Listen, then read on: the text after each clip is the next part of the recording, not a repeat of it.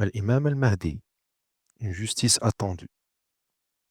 Bismillah ar-Rahman ar-Rahim. Introduction.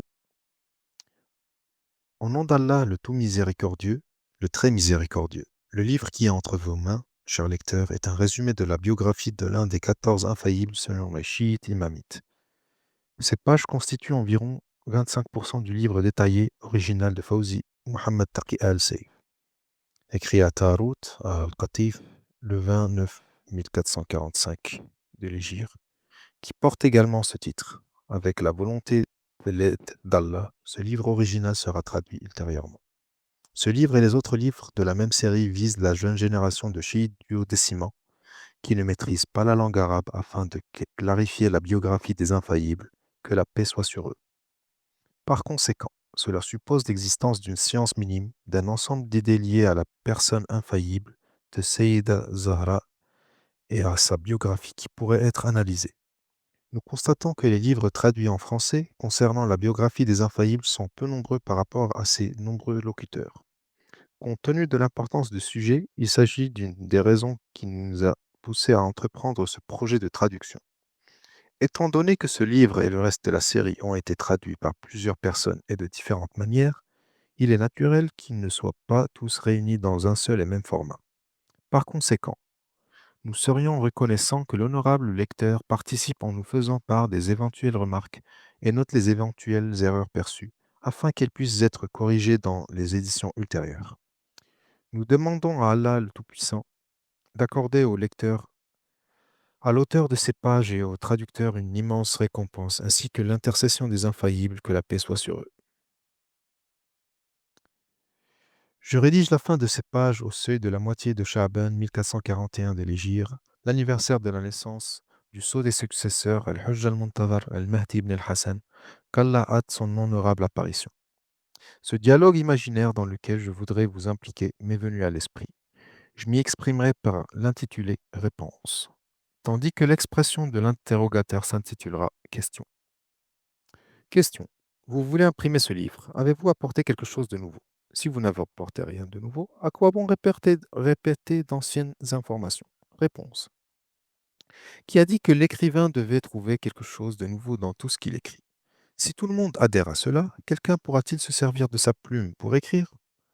Pour savoir ce qu'il apporte est nouveau, il doit lire tous les livres écrits sur ce sujet afin d'éviter ce qui n'est pas nouveau. Et est-ce possible?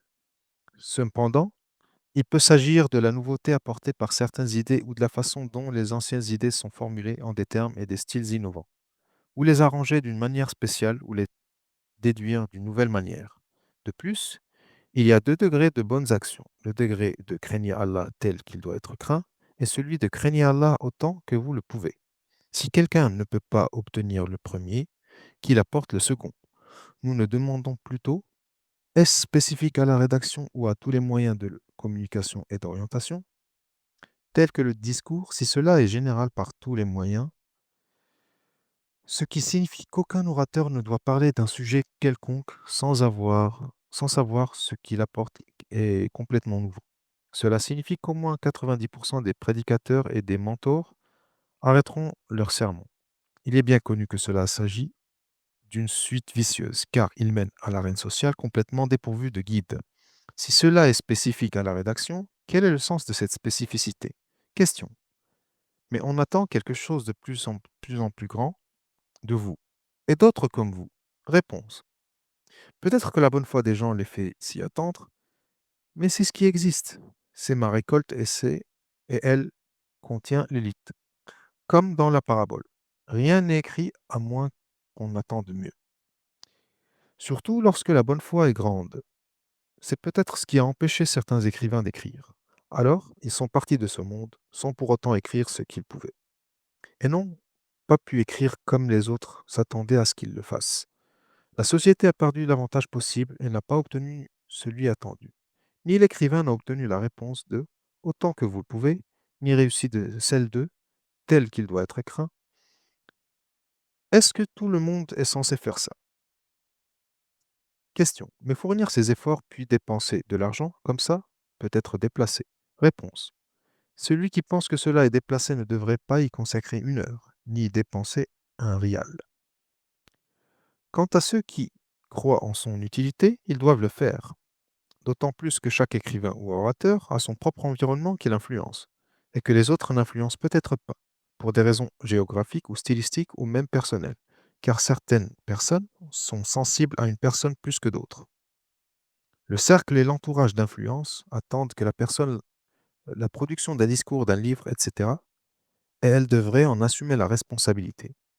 Après ce dialogue imaginé, je pense que l'une des manières de Satan pour empêcher quelqu'un de faire de bonnes œuvres, s'il ne parvient pas à le faire arrêter l'œuvre directement, c'est de lui demander des spécifications exceptionnelles ou presque impossibles, non pas pour qu'il les fasse, mais pour l'empêcher d'accomplir son œuvre. S'il veut faire la charité avec une petite somme d'argent, Satan le fera douter de son utilité et lui suggérera de la garder avec lui pour que ce soit beaucoup plus. Ainsi, il parvient à le faire retarder sa bonne action. Aussi, lorsqu'il veut se lever au début de la nuit, par exemple pour faire l'adoration, Satan tentera de le persuader que le meilleur moment pour l'adoration est avant l'aube et le laisse s'endormir jusqu'au lever du soleil. Et s'il veut écrire, ceci est peut-être spécifique aux écrivains, aux savants et à ceux qui les imitent, le diable lui lance une idée. Soit tu écris quelque chose d'exceptionnel, soit tu n'écris rien. Et alors il le fait jeter la plume de sa main et le résultat est qu'il n'écrit rien. Nous avons vu des érudits qui ont laissé un héritage d'écriture et de reconnaissance. Ils ont d'abord commencé dès le début de leur vie, parce qu'ils pouvaient.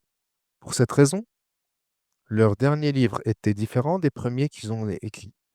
Mais ils n'avaient pas commencé. Mais s'ils n'avaient pas commencé, ils n'auraient pas fini avec leurs écrits importants. C'est pourquoi je conseille à mes frères savants, prédicateurs et ceux qui les imitent de prendre l'initiative de laisser après eux une page de savoir qui leur profitera dans l'au-delà et sera utile à celui qui a lu après eux. Ces pages entre vos mains, mon frère lecteur, ma sœur lectrice, sont des modèles de craignez Allah autant que vous le pouvez. Et il se peut qu'elles apporteront quelque chose de nouveau ou pas. Toutefois, j'en espère les mérites et la rémunération d'Allah. Elles servent de moyen de rapprochement de celui qui est l'objet de cette rédaction. L'imam de notre temps et le successeur de notre époque, l'imam al-Mahdi, qu'Allah hâte son honorable apparition, je demande à Allah qu'il en fasse une récompense pour mes frères et sœurs qui ont participé à sa rédaction, et pour mon père, pour ma famille et pour ceux qui les lisent. Fawzi ibn al-Marhoum Mohammed Taqi al-Sayf, 11 Sha'ban 1441, Tarot al-Qatif. L'imam al-Mahdi en des lignes introductives? Non. Imam Mohammed bin Hassan, que la paix soit sur lui. Surnom, Abu al-Qasim, le même surnom que le messager d'Allah, dans la mémoire populaire chiite, Abu Salih. Son père est sa lignée, Imam Hassan al-Askari ibn Ali ibn al-Hadi ibn Mohammed al-Jawad ibn Ali al-Rida ibn Musa al-Kazim ibn Ja'far al-Sadiq ibn Mohammed al-Baqir ibn Ali al-Sajjad ibn Hussein al-Shahid ibn Ali ibn Abi Talib, commandeur des croyants, que la paix soit sur eux. Son grand-père maternel, le messager d'Allah, bénédiction et salut soit sur lui, il est le neuvième descendant de l'imam Hussein, de sa mère Fatima, fille du prophète, sallallahu alayhi wa sallam. Sa mère, Sayyida Narjis, est une descendante de Simon, le successeur du prophète Moïse, paix et bénédiction d'Allah soit sur lui. Date de naissance, 15 Sha'ban 255 de l'Hégire, ses caractéristiques, de nombreuses caractéristiques ont été mentionnées dans les récits à son sujet. Des sources sunnites.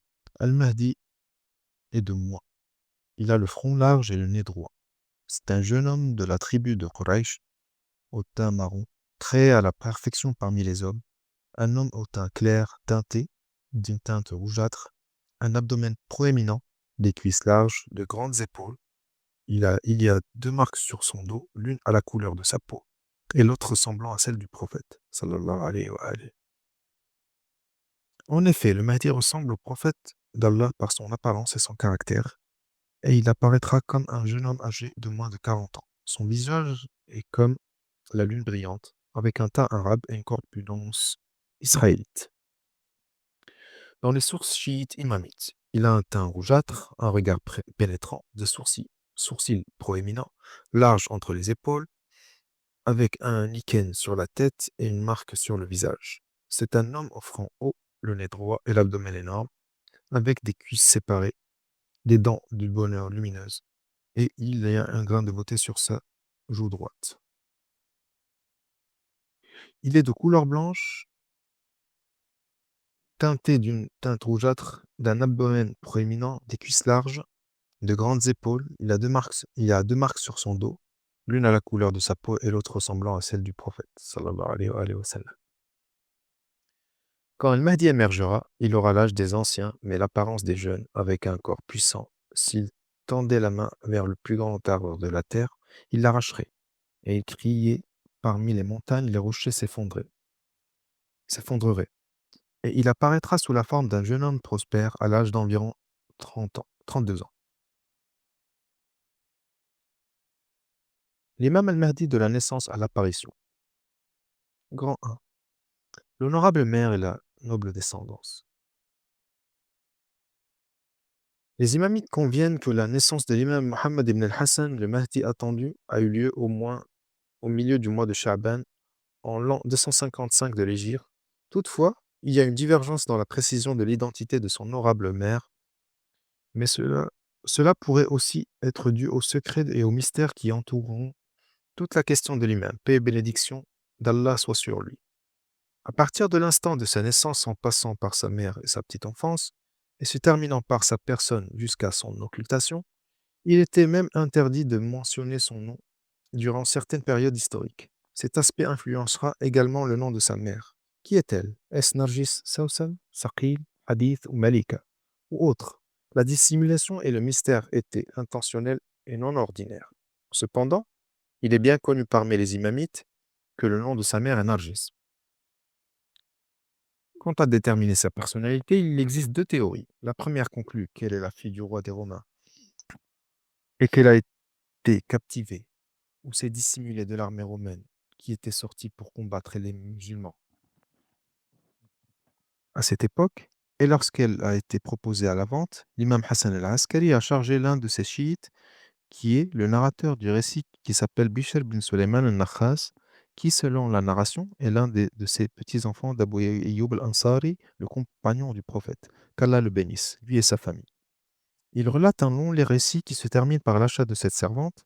Alors, elle entre dans la main de l'imam al-Askari et donne ainsi naissance à son fils unique, Muhammad ibn al-Hassan al-Mahdi. L'autre théorie conclut que Nargis est une esclave nubienne qui était avec Hakima, fille de l'imam Muhammad al-Jawad, et la sœur de l'imam al-Hadi, la paix soit sur lui. Et elle est née dans sa maison et elle a été élevée dans l'islam. Et quand elle a atteint le stade du mariage, elle l'a donnée sur l'ordre de l'imam al-Hadi à son neveu, l'imam Hassan al-Askari, sachant bien qu'il la désirait et il savait qu'elle donnerait naissance à l'enfant béni qui purifierait la terre de la corruption et de l'injustice. Ce qui est surprenant, c'est que Cheikh As-Sadouk, qu'Allah lui fasse miséricorde, a rapporté les deux récits dans son livre Kamal al-Din, mais sans aborder la solution de la différence entre les teneurs. Alors que le premier parle de la servante roumaine et qu'elle a été capturée, ou s'est échappée de l'armée romaine à l'armée musulmane, jusqu'à ce qu'elle soit achetée par Bishr al-Nakhas sur l'ordre de l'imam al-Askari. Le second raconte qu'elle était l'esclave de Sayyid Hakima et qu'elle était élevée dans sa maison et que Hakima est celle qui lui a donné. Ainsi, beaucoup de ceux qui ont rapporté après lui, ces deux récits n'ont pas indiqué la différence qui existe entre les deux versions. Le martyr As-Sadr a souligné la faiblesse du premier récit en disant: ce hadith est faible en termes de preuves historiques, étant donné que les narrateurs sont méconnus et inconnus. La chaîne de transmission est faible, tout en commentant le deuxième récit et montrant qu'il est acceptable en général en ses propos. Ce récit s'accorde avec le précédent sur plusieurs caractéristiques, notamment que la mère du Mahdi, paix et bénédiction d'Allah soit sur lui, était une jeune esclave et que son nom était Nargis et que le mariage de l'imam al-Askari était du vivant de son père et par sa permission. Par conséquent, nous pouvons considérer leur accord sur ces points comme une preuve historique suffisante. Cependant, ce récit précise que le mariage a eu lieu dans les derniers jours de la vie de l'imam al-Hadi, ce qui n'est pas apparent dans la version précédente. Quant à feu Sayyid Kadhim al-Qazwini, qui a fait l'inverse. Après avoir constaté qu'il n'était pas possible de combiner les deux récits, il a exclu le deuxième et a considéré que l'admission du premier était primordiale et plus appropriée.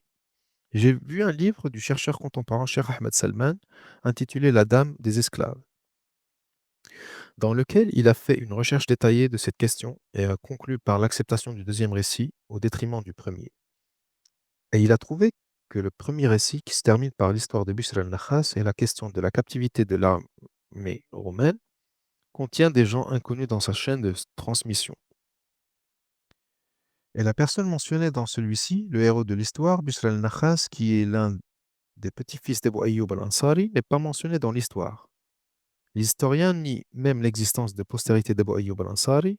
Le narrateur direct de Bishr, Muhammad ibn Bahr al-Shaybani al-Rahani, a été décrit par des spécialistes de la biographie des narrateurs comme un fanatique aux informations inexactes.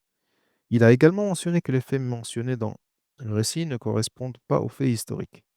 Il semble que ce qui est mentionné dans les deux livres, l'histoire de l'occultation mineure et Notre-Dame des esclaves,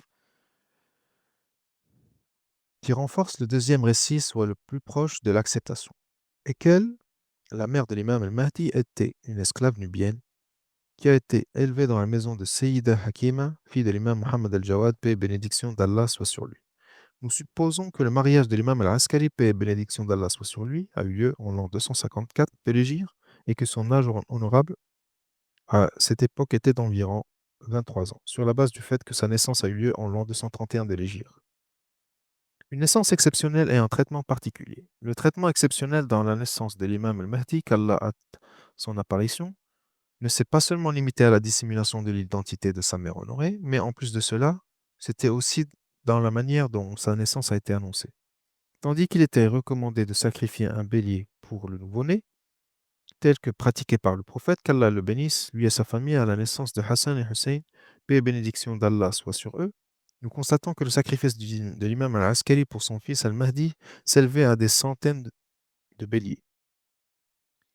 Et certains d'entre eux ont envoyé aux maisons de ses compagnons et de ses partisans à Samarra avec la nouvelle de la naissance du Mahdi, ainsi que l'ordre de al-Askari pour ceux qui l'ont reçu, d'en manger et de dire aux gens, après les avoir nourris ou livrés de la viande, que cela provient du sacrifice de son fils al-Mahdi. Autant c'était discret et secret pour les califes abbassides et leur environnement social, autant c'était évident pour les chiites de Samarra. L'imam al-Askari, paix et bénédiction d'Allah soit sur lui, a suivi plusieurs voies pour confirmer la naissance de son fils parmi les chiites. Alors il a informé certains d'entre eux par les lettres et des livres et a ordonné à ses représentants et à Bani Hashim d'acheter des moutons et de les sacrifier en son nom et de les distribuer parmi les chiites. Et il l'a apporté et l'a présenté à ses compagnons, séparément et collectivement pour témoigner de l'avoir vu lorsqu'ils seront interrogés à ce sujet. Dans les prochaines pages, nous aborderons le fait que dans la même mesure que l'imam tenait à annoncer à ses chiites la naissance de son fils, qui sera le prochain imam, qui était plus désireux de le protéger des yeux de l'autorité abbasside, qui a mobilisé sa force pour savoir où il se trouvait et l'éliminer parce qu'ils lui ont enseigné que le deuxième imam est celui qui éradiquera la corruption, et il savait sans doute, sans aucun doute, la quantité de corruption et d'injustice qu'il pratiquait. 3. Si les autorités abbassides niaient l'existence de l'imam al-Mahdi à cette époque, et cela était aussi prévisible car elles croyaient qu'il menaçait leur corruption, le déni des adeptes de la tendance omeyyade parmi les savants de l'école des califes était captivant. Ils ne l'ont pas connu et pourtant ils ont essayé d'anéantir son personnage. Ils n'ont pas été ses contemporains, mais ils ont essayé de le poursuivre et de le tenir à l'écart de la conscience des musulmans. Regardez ce que dit l'auteur de Minhaj al-Sunnah, Al-Hassan ibn al-Askari, n'a pas eu de descendance. Comme l'ont mentionné Muhammad ibn Jarir al-Tabari, Abd al-Baqi ibn al-Qani et bien d'autres généalogistes. Ils disent il est entré dans le sous-sol après la mort de son père. Son âge variait entre 2 ans, 3 ans, 5 ans ou plus. Selon le texte du Coran concernant un tel orphelin, on doit garder son argent jusqu'à ce qu'il soit mature, et que celui de droit parmi ses proches, parents prenne soin de lui. Et s'il atteint 7 ans, on lui ordonne de se purifier et de faire la prière. Celui qui n'a fait ni les ablutions ni prié, qui est son propre tuteur sous une pierre, et son argent serait exposé aux vues.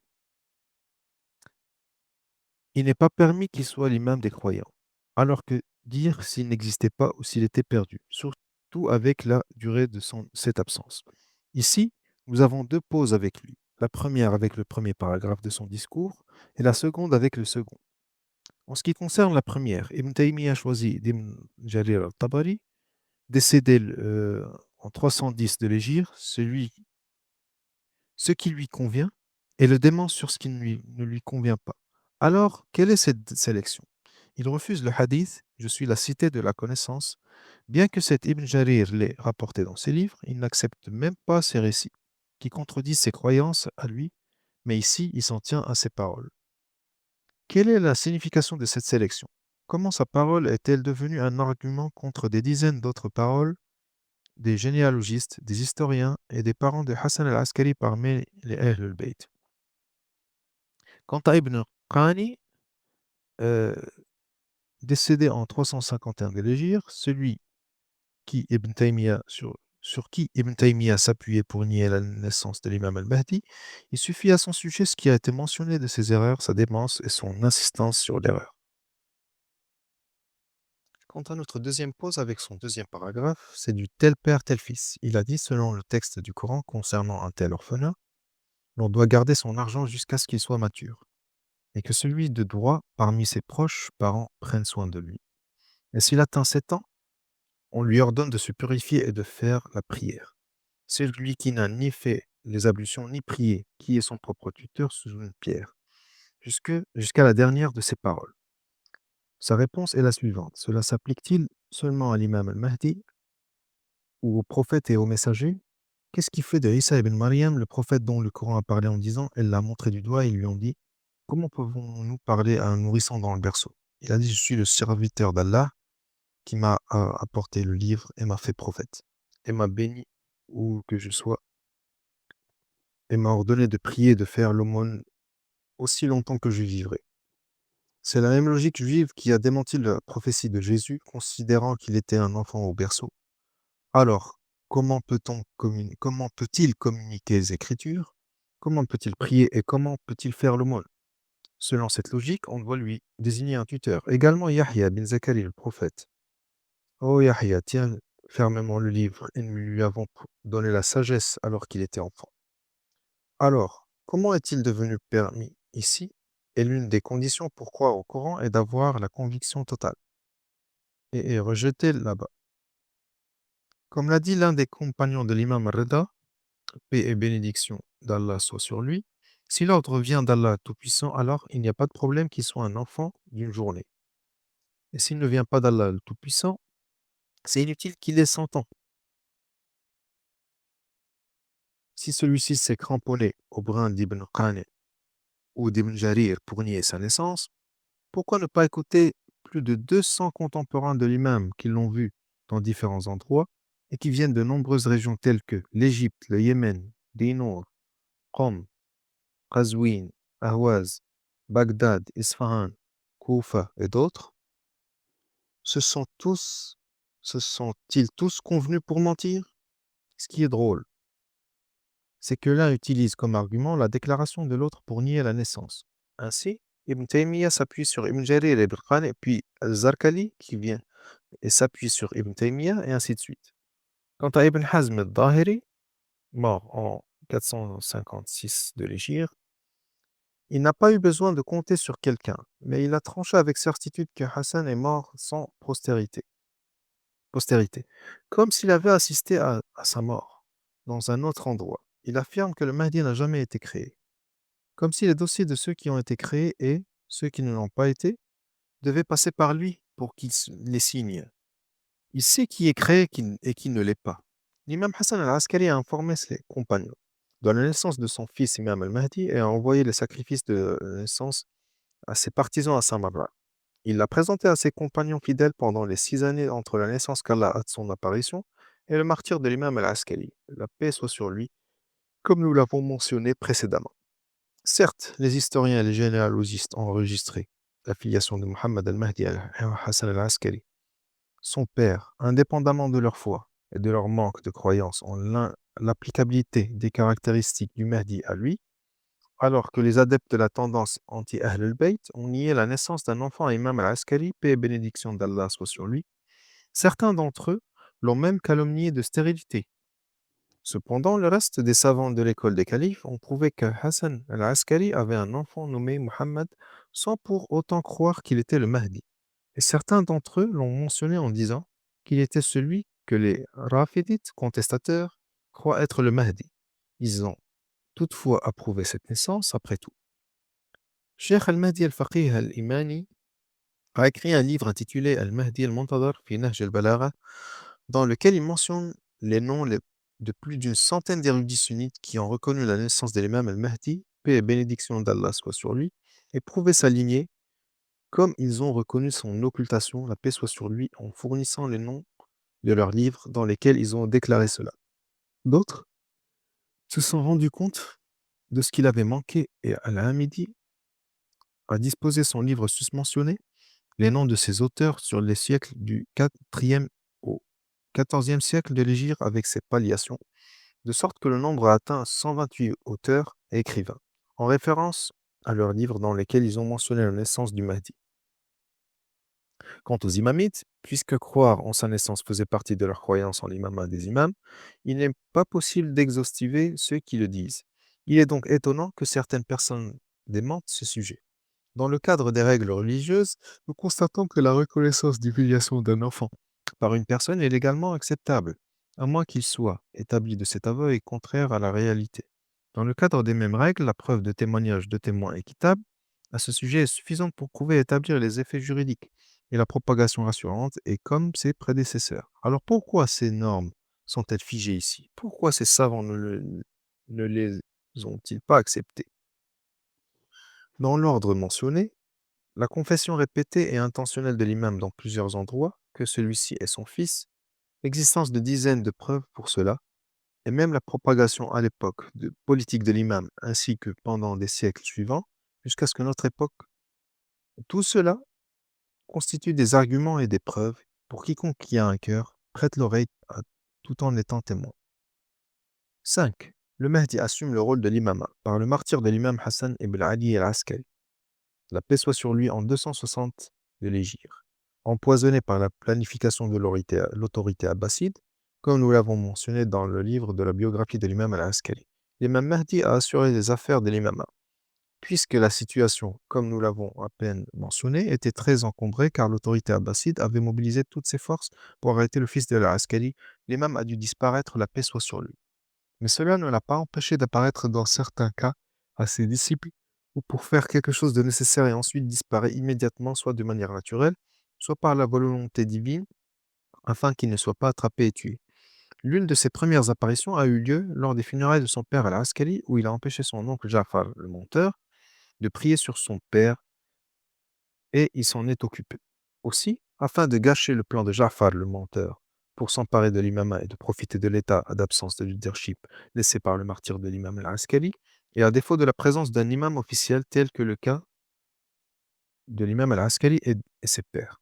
Il a reçu de façon particulière un groupe de ceux qui sont venus avec une partie de l'argent du 5e Homs et des questions relatives à la charia. Et après qu'ils aient refusé de remettre leur consignation à Ja'far le menteur, qui manquait de connaissance des affaires de l'imam et de ses exigences, avant de retourner dans leur pays, ils ont été reçus par l'imam, paix et bénédiction d'Allah soit sur lui. Il s'est présenté à eux et a répondu à leurs questions et leur a dit la somme d'argent qu'ils avaient et l'avait envoyé tout comme son père, l'imam al-Askari l'avait. L'imama de l'imam al-Mahdi est son jeune âge. Cela n'a pas posé de problème complexe pour les chiites à ce stade, parce que leur coexistence avec l'imam al-Jawad, la paix soit sur lui, et son imama à un âge précoce, 8 ou 9 ans, et la reconnaissance de chacun de sa supériorité sur tout le monde dans la compréhension du Coran et des règles de la charia, et les multiples conseils tenus avec lui pour le tester. Il a toutefois montré leur ignorance et leurs défauts face à son immense connaissance et perfection, jusqu'à ce qu'il l'acquiesce, satisfait ou contraint, et jusqu'à ce qu'Al-Ma'moun al-Abbasi lui dise ce qu'il a dit. Ainsi, l'imam al-Hadi, son grand-père, que la paix soit sur lui, a également assumé l'imama à peu près à cet âge. Il est né en 212 et a occupé l'imama en 220 de l'Hégire. Et donc les chiites avaient dépassé cette question il y a environ 60 ans, de sorte que la question n'était plus répétée. Oui, la véritable nouveauté était l'occultation de l'imam, de sorte que les chiites ne puissent pas le rencontrer à volonté et tous les jours, comme il le faisait avec ses pairs. Par conséquent, nous avons constaté que l'imam al-Mahdi, qu'Allah a de son apparition, ne s'est pas manifesté pour l'imam de façon officielle devant tout le monde, plutôt de la manière que nous avons mentionné dans le paragraphe précédent, qui semblait parfois recevoir une congrégation en particulier ou dans le cadre des funérailles de son père et la prière sur lui. Toutefois, sans les apparitions publiques, la préparation d'une telle étape a été faite à l'époque de son père al-Askari et parfois même à l'époque de son grand-père al-Hadi, la paix soit sur eux, par les faits suivants. En fait partie, le fait de mettre l'accent sur le rôle des représentants et des adjoints dans leur région, afin que les agents importants soient choisis dans les zones principales, afin que les fidèles soient dirigés vers eux dans toutes les questions juridiques, financières et autres, et les imams ont un peu empêché de contourner ces représentants. Nous avons traité de ce système et des commandements qui s'y rapportent dans notre livre Le système d'administration religieuse chez les chiites imamites. Et nous avons également mentionné quelque chose à propos de ces mandataires dans notre livre Al-Naqi al-Nasih, Imam Ali ibn Muhammad al-Hadi. En mettant l'accent sur ces représentants dont certains se transformeront en des mandataires spéciaux et ambassadeurs à l'époque de l'imam al-Mahdi, les chiites prendront l'habitude de traiter avec l'imam indirectement et même par l'intermédiaire de ces mandataires. D'une part, cela conduira à une élévation du niveau de la communauté chiite à un stade où elle devra plus tard tarder traiter avec les représentants généraux et les autorités. D'autre part, à la lumière de la grande occultation, il empêchera également toute tentative de localisation de l'imam ou de lui nuire, à condition que les collaborations se fassent avec le représentant intermédiaire sans voir l'imam lui-même. Il y a aussi l'absence de l'imam al-Askari et même de son père, l'imam al-Hadi, la paix soit sur eux, du peuple pendant certaines périodes, que ce soit celle où l'imam était absent, de ses chiites, à cause de son emprisonnement, comme cela leur est arrivé. La paix soit sur eux. Ou pendant la surveillance imposée sur sa maison, afin qu'il soit séparé des gens et qu'il leur soit difficile de l'atteindre même à travers des dissimulations volontaires. Il a ordonné à ses compagnons de ne pas le saluer ou lui demander leurs préoccupations s'ils le trouvaient dans un endroit. Ces deux choses ont été pratiquées à l'époque des deux imams al-Askari, la paix soit sur eux, et certaines d'entre elles avant la naissance de l'imam al-Mahdi, la paix soit sur lui. En conséquence, lorsque nous avons atteint son stade, les choses étaient établies à cet égard car le système des représentants était organisé et ses lois en vigueur. Raison pour laquelle nous avons constaté qu'une partie de ces représentants étaient eux-mêmes des mandataires de son père et peut-être de son grand-père. Ces chiites là avaient déjà expérimenté la question de l'absence et l'occultation à l'époque de son père et de son grand-père. Bien que ces pères, paix et bénédiction d'Allah soient sur eux, aient utilisé la correspondance avec leurs disciples et envoyé des réponses par écrit, si leurs questions leur parvenaient par écrit, nous notons qu'à l'époque de l'imam al-Mahdi, les signatures étaient utilisées à adopter très largement. À travers elles, il a guidé ses chiites et a répondu à leurs exigences personnelles, religieuses et autres. Le défunt Cheikh al-Jalil Tabrizi a retracé dans son livre Qui est le Mahdi les titres de ces signatures et a trouvé environ 70 signatures qui sont apparues dans les différents livres. Par conséquent, nous pensons que l'occultation de l'imam après le martyre de son père n'a pas provoqué un déséquilibre majeur dans la situation des chiites, même avec la déviation de certains et leurs faux appels. Ce qui était le cas avec certains imams précédents, malgré tout, cela n'a ni brisé le tissu chiite, ni causé l'effondrement de la doctrine. 7. Le deuxième est le problème des autres doctrines et la solution des imamites. Les musulmans sont unanimes sur l'authenticité d'un hadith du prophète, paix et bénédiction soit sur lui et sa sainte famille, dont le contenu que la religion demeurera jusqu'à ce qu'il y ait 12 califes. Et cela a été mentionné en différents termes, mais tous soulignant l'établissement et la continuation de la religion, et qu'il y a 12 califes ou imams et qui sont de Quraysh. Ce hadith a embarrassé les investigateurs impartiaux de l'école des califes, bien qu'il n'ait pas affecté les viscéraux et les adeptes de la lignée omeyyade. dans son application à la réalité, alors qui sont ces 12 califes? As-Suyuti a même dit qu'il n'y en a pas eu 12 sur lesquels la communauté s'est convergée. Certains d'entre eux ont dit ce sont les 4 califes, Omar ibn Abdelaziz, et certains des Banu Abbas, y compris Al-Mahdi al-Abbasi, tel que rapporté par Ibn Kathir. Tandis qu'Al-Qadi Dimashqi a dit ce sont les 4 califes, Muawiyah, Yazid, Abd al-Malik ibn Marwan et ses 4 fils. Et Omar ibn Abdelaziz, quant à Ibn Qayyim al-Jawziyya, il vit qu'il s'agissait des 4 califes, Muawiyah, Yazid, son fils Muawiyah ibn Yazid, puis Marwan ibn al-Hakam, puis son fils Abd al-Malik, puis 2 de ses fils, Al-Walid et Suleyman, et non les 4. Et ensuite, Omar ibn Abdelaziz, relativement à Al-Maqrizi, il a dit ce sont les 4 califes et ensuite l'imam Al-Hassan, et il a mentionné aucun des Omeyyades ou des Bani al-Abbas. Et vous voyez, cher lecteur, la grande divergence. D'abord dans la désignation de ceux-ci, et ensuite dans la confusion dans le choix de certains de ces noms. Peut-on dire que Yazid ibn Muawiyah qui a commis ce qu'il a commis, et Dieu sait qu'il relève de la religion, et qu'il est l'un des califes qui ne sont pas lésés par l'opposition de ceux qui les désobéissent? Le prophète, bénédiction et salut soit sur lui, s'est-il beaucoup intéressé à ce sujet afin d'annoncer la venue de Yazid ibn Muawiyah ou Marwan ibn al-Hakam ou Muawiyah? Le voyez-vous inconscient de la vision et de l'arbre maudit interprété par les Omeyyades? Ensuite, ces gens cessent de l'appliquer jusqu'à la fin de l'époque des Omeyyades. Le prophète croyait-il que l'islam existerait jusqu'à ce moment-ci et qu'elle prendrait fin? Et des dizaines d'autres questions qui embarrassent l'école des califes, dont ils ne peuvent expliquer ou interpréter. Aussi embarrassant que ce hadith ait été pour l'école des califes, l'assumation par l'imam al-Mahdi des fardeaux de l'imam après son père al-Askari, puis de son occultation et de sa survie, jusqu'à ce qu'Allah le permette, est une véritable preuve de la véracité de l'imamite duodécimo. Les imamites ont 12 califes du prophète, bénédiction et salut soit sur lui et sur sa famille, dans sa connaissance et son rôle, et 12 imams nommés par Allah le Tout-Puissant dont le prophète a parlé dans de nombreux hadiths, et ont été présentés par leur nom et par les noms de leurs pères et même par les noms de leurs mères avant la naissance de la plupart d'entre eux.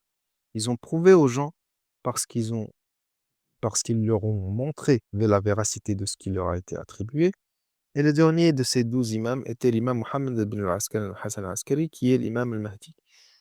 Les imamites s'accordent sans exception sur ce que nous avons mentionné. L'occultation de l'imam s'inscrit dans ce contexte, car il est certes né et toujours en vie, et il est le 12e des imams et de la descendance de Fatima, paix et bénédiction d'Allah soit sur elle, et de Ali, le commandeur des croyants. 8. Peut-on le voir pendant la grande occultation?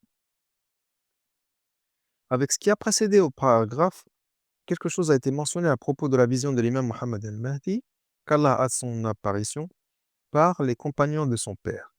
Et cela avait pour but d'établir la vérité de sa naissance. Il est surprenant que malgré tout cela, certains écrivains et auteurs aient nié sa naissance, comme nous l'avons mentionné plus tôt, certaines de leurs déclarations. Dans les sujets à venir, il y aura une recherche sur le rôle de l'imam, paix et bénédiction d'Allah soit sur lui, pendant l'occultation mineure, au cours de laquelle il sera question de ses 4 ambassadeurs et du contact des gens avec lui à travers ceux-ci. Au cours de cette période occultation mineure, qui a duré de l'an 260 à 329 de l'Hégire, l'imam, paix et bénédiction d'Allah soit sur lui, a rencontré certains de ses chiites. Au contraire, les visionnaires de Mahdi, paix et bénédiction d'Allah soit sur lui, pendant son occultation mineure, sont nettement plus nombreux que ceux de la majeure. Il était naturel pour ceux qui croient en sa naissance, que la paix soit sur lui, de croire à ses rencontres avec ses chiites de manière large ou limitée, puisqu'il n'y a aucun obstacle à cela. Mais la question qui se pose est la suivante. Peut-on le voir pendant la grande occultation qui a commencé en l'an 329 de l'Hégire et 7 ans jusqu'à nos jours? Est-ce que l'un de ces chiites l'a vu pendant cette période? Ceux qui ont parlé de leur vision de l'imam en sont-ils certains? D'autant plus qu'ils ne connaissent pas personnellement l'imam. Que savons-nous du fait que celui qu'un tel a vu est l'imam? Celui qui dit j'ai vu un tel ou un tel exige qu'il soit familier avec sa forme et sa personne. Et on suppose que ces gens ne connaissent pas l'imam personnellement. Par conséquent, nous ne pouvons pas être rassurés par la prétention de la vision. La réponse sera en des points. Tout d'abord, les érudits chiites ont écrit des livres qui incluent les histoires de croyants et érudits qui ont rencontré l'imam, paix et bénédiction d'Allah soit sur lui, et ont identifié par des indices que cette personne est l'imam al-Mahdi. Ces histoires se comptent par centaines dans de nombreuses régions et différentes époques. Et beaucoup d'entre elles, avec leurs étayages, font voir que cette chose s'est produite. Cette nécessité, ou plutôt cette survenance sans empêchement, certes, si les ennemis l'ont empêché d'apparaître pour la gestion, ils ne l'ont pas entravé de rencontrer qui il veut de ses partisans de façon particulière. Celui-ci, croyant en son obéissance, exigeant la survie, la suivi de ses ordres, et le considérant comme son chef, comme l'a dit le Cheikh At-Tousi. Deuxièmement, une grande partie qui ont mentionné, de ceux qui ont mentionné qu'ils ont vu l'imam, paix et bénédiction d'Allah soit sur lui, sont des élites croyantes de leurs époques et d'élites d'érudits de leur temps. Il est donc évident de ne pas leur attribuer de mensonges, surtout de ne plutôt pas l'imaginer dû à leur force mentale et à la transcendance de leurs âmes.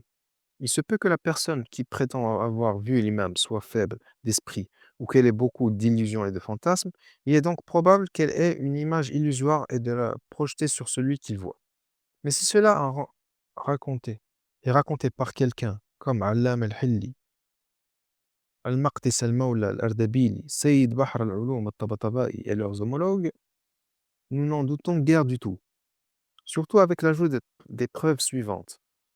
Troisièmement, la plupart de ces histoires et incidents qui laissent croire dans leur ensemble l'authenticité en plus des indices qui rendent la vision inapplicable à quiconque d'autre qu'à l'imam infaillible qui, à notre époque, est le Mahdi attendu qu'Allah hâte son apparition.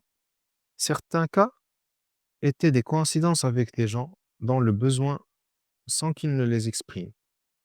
Et on sait que cela n'est pas la portée des êtres humains ordinaires.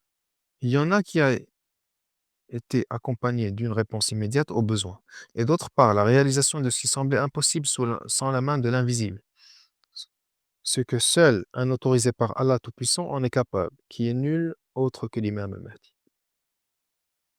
Si l'on dit que cette personne peut être l'un des saints ou un substitut, on répond: comment est-ce devenu normal avec ce saint et non pas avec le maître des saints et le sceau des successeurs? Quatrièmement, dans certains cas, il informe celui qui le voit qu'il est l'imam.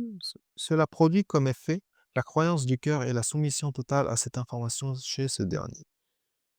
Il est connu que lorsque l'on croit en quelque chose avec le cœur, cela donne à la sérénité. En particulier avec ce que ceux-ci savaient des attributs mentionnés à l'imam, que la paix soit sur lui dans les hadiths. Il ne reste donc plus qu'à les appliquer à celui qui est devant lui. Nous croyons qu'il s'agit d'une manière rationnelle d'identifier les personnages, et plus les transcriptions sont précises, plus l'identification du personnage sera facile et rapide. Surtout dans les régions et les moments où la photographie n'était pas présente, cette méthode peut être la méthode la plus courante. Qu'une personne prenne la description de la personne à rencontrer et à interviewer, puis qu'elle applique à qui elle correspond afin de l'identifier, puis le problème mentionné au début du paragraphe, que ces voyants ne connaissent pas l'imam auparavant, alors comment peut-il prouver que que c'est lui en personne? Ce problème s'applique également aux prophètes et aux successeurs. Comment les Juifs savaient-ils que Mohammed ibn Abdullah était le prophète envoyé? S'ils n'avaient pas lu ses attributs dans les livres et avaient trouvé ensuite qu'elles n'étaient pas applicables qu'à lui, que les prières d'Allah soient sur lui. La même chose s'applique après son apparition, car la plupart des gens ne l'ont jamais vu. Alors, comment le reconnaîtront-ils? Cela se fera en appliquant ce qu'ils savent de ses attributs et par la guidance du cœur vers lui. Cinquièmement, on peut imaginer qu'il y a des preuves qui empêchent le fait que l'imam soit visible à l'époque de la grande occultation avant l'apparition finale, sur la base de ce qui a été rapporté de sa signature, paix sur lui à son quatrième ambassadeur, que il viendra de mes chiites qui prétendent me voir, mais celui qui prétend me voir avant la sortie de Soufiane et le cri est un menteur calomnieux. Mais cette signature authentique de lui, en observant les indices qui l'entourent, surtout temporels où les revendications de représentation et de mandat spécial étaient beaucoup convoitées par les gens, et certains contestaient même les véritables représentants avec leurs revendications. Et les jours sont encore riches de ces prétendants, se multipliant comme une amibe par division, et nous en avons parlé dans le chapitre des appels des faux mahdistes. Cette signature ne concerne pas la vision des pieux, des érudits et ses serviteurs, la paix soit sur lui, qui cherche sa bénédiction et la satisfaction de leurs besoins. Cependant, elle impute ceux qui prétendent servir le médiateur entre le Mahdi et le peuple, et font croire au peuple que ce qu'il apporte est de l'imam oralement, bernant le peuple cherchant le commandement et le leadership. Sinon, quel est le problème d'être vu par un érudit vertueux ou un fervent adorateur? Quelle est la particularité des gens de l'époque de l'occultation mineure pour que beaucoup l'aient vu, alors que les gens de l'époque de la grande occultation en étaient privés? Surtout en se basant sur le fait que son absence n'était pas l'absence de la personne, mais l'absence du titre. Nous en parlerons plus tard. Au contraire, cette vision est la satisfaction des besoins et la transmission parmi les gens, même après la mort de celui qui l'a vu, renforce la foi de ses croyants, la paix soit sur lui, et leur donne plus d'espoir et raffermissent leur doctrine, et cela peut provenir de la clémence à l'égard de ses disciples et de ses chiites. 9. Pourquoi n'est-il pas donc apparu, pas encore apparu? Et selon vous, quand apparaîtra-t-il? Les croyants se posent cette question avec fougue, nostalgie et douleur, parce que chaque fois que ces gens voient ce qui entoure l'islam et ses fidèles, mais plutôt les désastres et calamités qui entourent l'homme, ils souffrent et hâtent la promesse d'Allah et s'interrogent sur la raison qui fait tarder son apparition et le changement de même. Ils peuvent s'interroger sur le temps et la durée. Sont-ils à l'ère de l'apparition? Autant les croyants souffrent et ces fanatiques brûlent pour la rencontre de leur imam et ressentent la grandeur de la tragédie qui entoure l'humanité suite à son retardement, que les sceptiques dansent et se balancent de joie, et l'expression de leur état est que si c'était la vérité, il apparaîtrait et se montrerait, même si cela les conduit finalement à renier les hadiths, fréquents à son sujet. En réponse à ce qui précède, nous voudrions attirer l'attention sur les points suivants. Tout d'abord, le premier élément de la foi est la croyance en l'invisible. Et ce n'est pas une croyance qui est le premier attribut à mentionner aux pieux, pour qui le livre est un guide, et qui sont ceux qui croient en l'invisible. Sans cela, il serait impossible pour une personne de croire en Allah Tout-Puissant, qui est le plus discret et des invisibles. De même pour le paradis et l'enfer, car ils sont tous invisibles. Il ne lui serait pas possible de croire en la mort qui est invisible, ni en la subsistance de demain, et ainsi de suite. L'homme vit immergé dans l'invisible, en interaction avec lui, et ne peut s'en séparer, même s'il le nie manifestement. Le cas de l'imam al-Mahdi est l'une de ces questions métaphysiques qui devraient être traitées avec ses propres lois. Certaines choses ordinaires, cachées, peuvent être atteintes et identifiées directement et sensuellement. Cela n'est toutefois pas possible dans la métaphysique. La question de l'imam al-Mahdi, son occultation, son apparition et tout ce qui le concerne ont été mentionnés environ 2 siècles et demi avant sa naissance. Que la paix soit sur lui, par le messager d'Allah, bénédiction et salut soit sur lui, le commandeur des croyants plus infaillible parmi ses fils, comme nous l'avons mentionné ailleurs dans ce livre. Mais ce qui concerne le quand, le pourquoi, ne sont pas mentionnés, même lorsque certains posent ces deux questions. Ils n'obtiennent qu'une réponse que le croyant doit se soumettre, et que celui qui détermine un temps n'est pas véridique en cela. Nous avons devant nous un exemple de la façon dont les imams, paix et bénédiction d'Allah soit sur eux, ont traité ces questions et d'autres similaires. Cheikh As-Sadour a cité dans ses livres Kamal al-Din et Tamam al-Ni'ma, Ayun Akhbar al-Rida, rapporté par Abu Salat Salt al-Harawi. J'ai entendu d'Abel ibn Ali al-Khuzai dire, quand j'ai chanté pour lui, pour mon maître al-Rida, paix et bénédiction d'Allah soit sur lui, mon poème qui commence par des écoles de versets dépourvus de récitation et la cour de la maison de révélation désertée. Quand j'ai fini de dire la sortie d'un imam est inévitable, il se lèvera par le nom d'Allah et les bénédictions. Il distinguera parmi nous le bien et le mal et récompensera la bienfaisance et méchanceté. Al-Rida, paix et bénédiction soit sur lui, a beaucoup pleuré, puis a levé la tête vers moi et m'a dit: Oh Khouzaï, le Saint-Esprit a parlé sur ta langue au sujet de ces 2 versets. Sais-tu qui est cet imam et quand se lèvera-t-il? J'ai dit: Non, maître, mais j'ai entendu dire qu'un imam parmi vous sortira pour purifier la terre de la corruption et de remplir la justice. Il a dit: Ô Diabel, l'imam après moi est Mohammed mon fils, après Mohammed son fils Ali, après Ali son fils Al-Hassan, après Al-Hassan son fils Al-Hujjah. Celui qui est attendu durant son occultation, qui est obéi durant son apparition. S'il ne restait qu'un seul jour de ce monde, Allah aurait prolongé ce jour jusqu'à ce qu'il sorte et le remplisse de justice, tout comme il était rempli d'oppression et d'injustice. Mon père m'a parlé de son père, de la part de ses pères, d'Ali, salawatu rabbi wa salamu alayh, qu'il a été dit au prophète, bénédiction et salut soit sur lui, ô messager d'Allah. Quand le Qa'im sortira-t-il de tes descendants? Il a dit, c'est pareil à l'heure.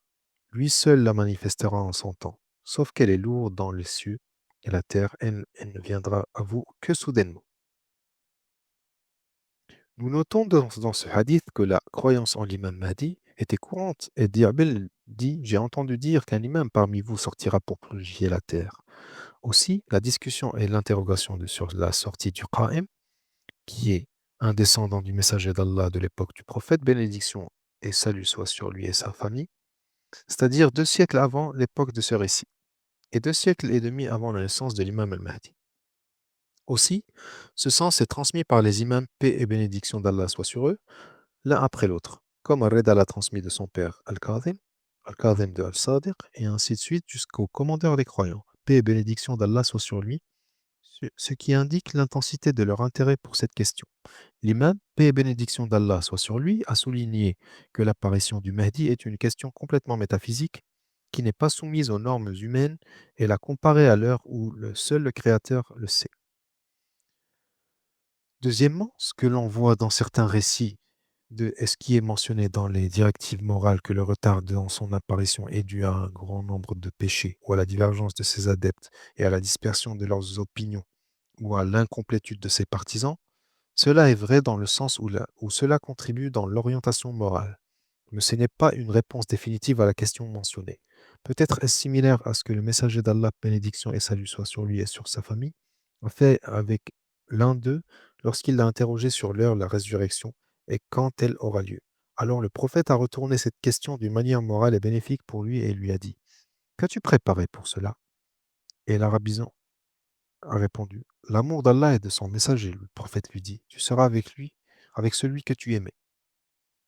Sinon, la vraie réponse, est-ce que l'imam Reda, paix et bénédiction d'Allah soit sur lui, a dit à Diabel que c'est pareil à l'heure de la résurrection. Allah seul la manifestera en son temps. C'est sur la base du fait que fixer un moment précis est apparemment contraire à la sagesse. Si le prophète avait précisé par exemple l'apparition du Mahdi en l'an 2000 après l'Hégire, que se passerait-il? Les oppresseurs et les tyrans seraient dans le réconfort de l'assurance l'avant- jusqu'à avant cette date et feront goûter aux croyants les pires types de tourments sans crainte, tandis que les croyants désespéreront de l'émergence de la justice et du soulagement tant que cette date ne sera pas encore arrivée, et l'attachement à leur imam et la fougue de son apparition seront dénués de sens. Par conséquent, nous croyons que les réponses à la question de savoir quand et pourquoi ne sont pas réelles, mais seulement destinées à une orientation morale et ainsi de suite. Sinon, la vraie réponse est que nous savons pas parce qu'il s'agit d'une question purement métaphysique. Au lieu de chercher une réponse qui ne sera pas donnée réellement, il est préférable pour le croyant de chercher à renforcer sa relation avec son imam al-Hujjah al-Mahdi, et peu importe le fait d'être présent au moment de son apparition, tel que mentionné dans plusieurs récits, y compris ce qui a été apporté par Al-Fadl ibn Yasar. J'ai entendu Abu Ja'far, paix et bénédiction d'Allah soit sur lui, dire: Quiconque meurt et n'a pas d'imam, sa mort est une mort de mécréant. Et quiconque meurt connaissant son imam ne sera pas lésé ni par l'anticipation de cette affaire, ni son retardement. Et quiconque meurt connaissant son imam est comme celui qui est présent avec le Qa'im dans son pavillon. Afin de renforcer la relation, il est possible de mentionner les étapes qui ont été proposées par les imams de la guidance. La paix soit sur eux. Et ce qui est formidable, c'est que cela s'est passé avant la naissance de l'imam al-Mahdi, qu'Allah accélère son apparition, notamment. La lecture de supplications qui ont considéré comme le serment d'allégeance de l'imam, paix et bénédiction d'Allah soit sur lui. telles que la supplication de l'alliance, dont la lecture est recommandée après la prière du Fajr. Peut-être que cette appellation est due au dernier paragraphe. Ô Allah, je lui renouvelle en ce jour et mes jours à venir mon alliance et mon serment d'allégeance à lui sur mon cou. Ainsi que la supplication de Nodba, lamentation, qui est un cours éducatif complet qui passe en revue les prédictions, les prophètes et leurs souffrances, puis ce qui s'est passé dans la nation islamique de coup d'État contre le messager d'Allah et son programme dans l'assomption du commandeur des croyants, que la paix soit sur eux. Sans oublier de parcourir des dizaines de hadiths du prophète Mustapha sur les vertus et les attributs de son successeur, Al-Murtada, puis les sacrifices faits par ses fils purs jusqu'à ce qu'ils atteignent le point de nostalgie et les pleurs du suppliant privé de voir l'imam al-Mahdi et ses souhaits à assister à l'apparition et à la victoire divine en présence de l'imam, paix et bénédiction d'Allah soit sur lui. Quelque chose à propos de cette prière et de ses objectifs sera mentionné dans les pages suivantes. Des supplications pour l'imam puisse Allah Tout-Puissant le préserver par le soin divin. Et la supplication la plus célèbre souhaitable en ce sens est la supplication parmi les œuvres de la nuit du 23 du mois de Ramadan, qui est l'une des 2 nuits susceptibles d'être la nuit du destin. Il est rapporté dans le récit qu'il est souhaitable de dire cette supplication tout au long de la nuit debout et assis, qui est Ô Allah, sois pour ton représentant Al-Hujjaj ibn al-Hassan, tes bénédictions soient sur lui et ses prières à cette heure, et à chaque heure en tant que tuteur. Protecteur, guide, assistant et œil jusqu'à ce que tu le fasses résider volontairement ta terre et qu'il en jouisse pendant longtemps. Parmi les supplications pour la protection de l'imam, la supplication de l'imam al-Sajjad, paix et bénédiction d'Allah soit sur lui, et il est recommandé de la lire la nuit de Arafat. Il est intéressant de noter que l'imam al-Sajjad, dont le martyr était un siècle et demi avant la naissance de l'imam al-Mahdi, appelle Allah pour le détenteur du temps, l'imam al-Mahdi, de façon détaillée pour qu'il le protège, lui accorde la santé et l'aide contre ses ennemis. Faisant beaucoup de salawat sur lui et ses prières pieuses, une salawat spéciale a été rapportée de son père al-Askari dans laquelle il enseigne à ses chiites qui croient en lui, en lui comment faire la salade sur lui et il dit Ô Allah, bénis ton représentant et le fils de tes représentants, Al-Hujjaj ibn al-Hassan, la paix soit sur lui. Ô Allah, bénis ton représentant et le fils de tes représentants, dont l'obéissance est obligatoire. Il y a également le fait de faire la charité au nom de l'imam. Il est dit dans certains récits que si vous voulez voyager, faites la charité au nom de l'imam afin qu'Allah puisse vous protéger dans votre voyage, ainsi que de lui dédier des œuvres, que la paix de Dieu soit sur lui, telles que des prières surérogatoires, une umrah surérogatoire, la récitation du Coran et d'autres types d'adoration. Il est nécessaire également de montrer du respect à l'égard de l'imam, que la paix soit sur lui, et non pas seulement de la relation de cœur. Gloire à Allah Tout-Puissant pour avoir permis aux chiites de la famille de Mohammed le respect et la révérence pour l'imam.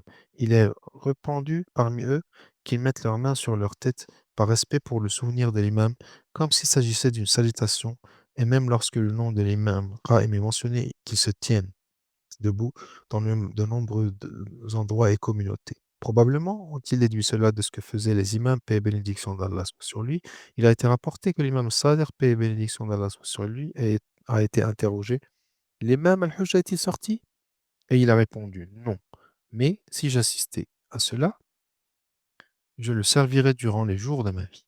L'imam al-Rida, paix et bénédiction d'Allah soit sur lui, aurait mis la main sur sa tête lorsque l'imam al-Hujjah lui a été mentionné par respect pour lui.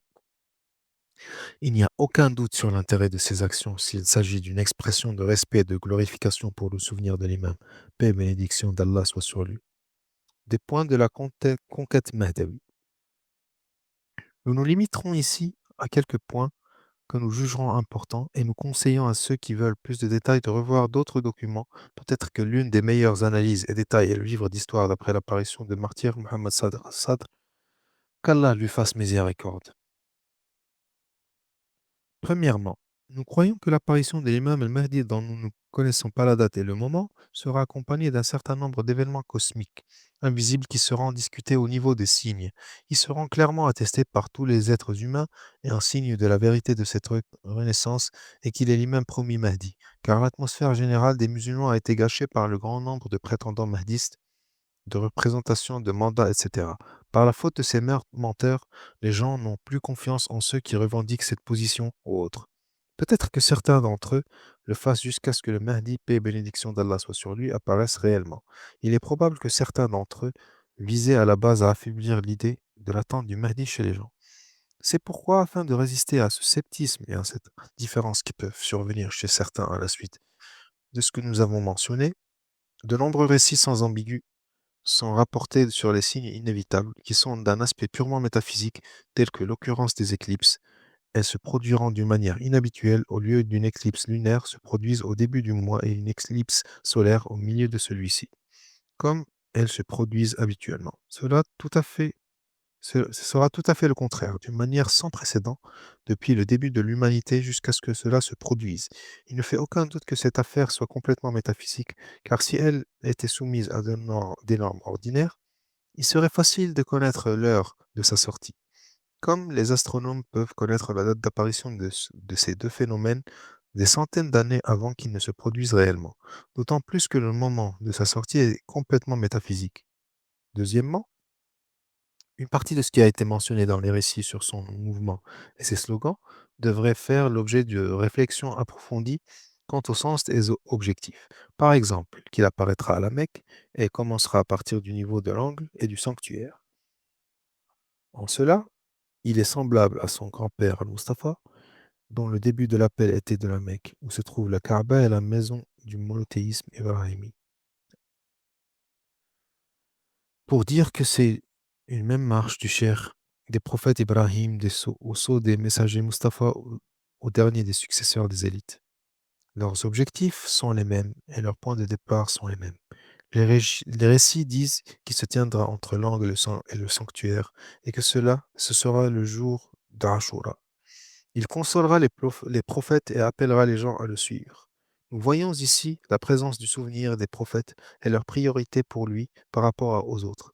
Et le temps rappelle la vengeance d'Allah et du martyr de l'islam Abu Abdullah Hussein ibn Ali, la paix soit sur eux. Le fait qu'il rappelle les prophètes ne doit pas être compris comme un orgueil abstrait, mais plutôt comme l'unité de l'ordre. Et à travers cela, nous pouvons répondre à ce qui est dit dans certains récits, ce qui semble être contraire à l'approche des prophètes. S'il y a un récit qui lui est attribué selon lequel il viendra pour tuer et massacrer sans demander de preuves, ou qu'il éventrera des femmes enceintes, ou qu'il tuera des érudits chiites et versera le sang de milliers d'entre eux, alors il nous incombe de rejeter ce récit. Comment? Il ne s'accorde avec la biographie des prophètes, en particulier avec la biographie de son grand-père Al-Mustafa, qui est venu comme une miséricorde pour les mondes. Il n'est pas en conformité avec les récits décrivant son mouvement, dont le plus important est qu'il remplisse la terre de justice telle qu'elle était remplie d'oppression et d'injustice. Une partie de ce qui est cité est l'essence de l'injustice. Alors, comment peut-il commettre cela? Troisièmement, ce que le récit mentionne, ce sont des signes, et le signe diffère de la cause et de la raison dans de nombreux aspects, y compris que le signe doit indiquer quelque chose qui existe et son indice. Exemple, le signe de telle ville est telle une montagne, de sorte que les gens soient guidés vers la ville par le signe apparent. La montagne n'est pas une raison de l'existence de la ville. Il en est de même dans notre sujet. Ces signes indiquent la véracité de l'existence du détenteur du signe, et que c'est une réalité, que son existence n'est pas à cause de ces signes, mais plutôt qu'il apparaîtra. Donc la création aura besoin d'un signe qui le désigne. Ces signes sont une clémence divine afin de diriger les gens vers son représentant. Au-delà des signes généraux, il y a une déclaration de son nom qui atteindra le monde, ou un cri sera entendu par tous ceux qui sont dans les cieux et sur la terre. Ô créature, certes, Mahdi des descendants de Muhammad est sorti, alors suivez-le et ne désobéissez pas son commandement. Les savants ont divisé les récits des signes d'apparition en ceux dont les chaînes de transmission sont vérifiées et ceux qui ne le sont pas. Parmi les premiers, le cri entre le ciel et la terre que les gens entendront, afin d'avertir les gens que la vérité est dans la famille de Mohammed et que celui-ci est le Mahdi que la création attend. Il est rapporté d'Abu Abdullah Ja'far al-Sadiq, paix et bénédiction d'Allah soit sur lui, on appellera le nom de Qa'im. J'ai dit privé ou public, il a dit. Tout le monde l'entendra dans sa langue. J'ai dit, qui sera contre le Qa'im quand il sera appelé par son nom? Il a dit, Satan ne les laissera pas quand on appellera et il fera douter les gens.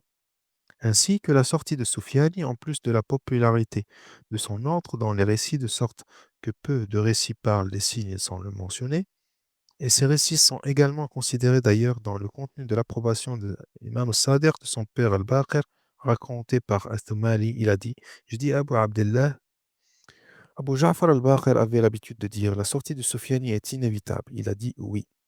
Le récit de Omar ibn Handala a rassemblé les signes inévitables qui ont été mentionnés dans les récits séparés et significatifs, où il a dit j'ai entendu Abu Abdullah, paix et bénédiction soit sur lui, dire avant que le Qa'im se lève, il y aura 5 signes inévitables al-Yamani, al-Sufyani, al-Sayha, c'est-à-dire le cri, l'assassinat de l'impur et l'engloutissement du désert.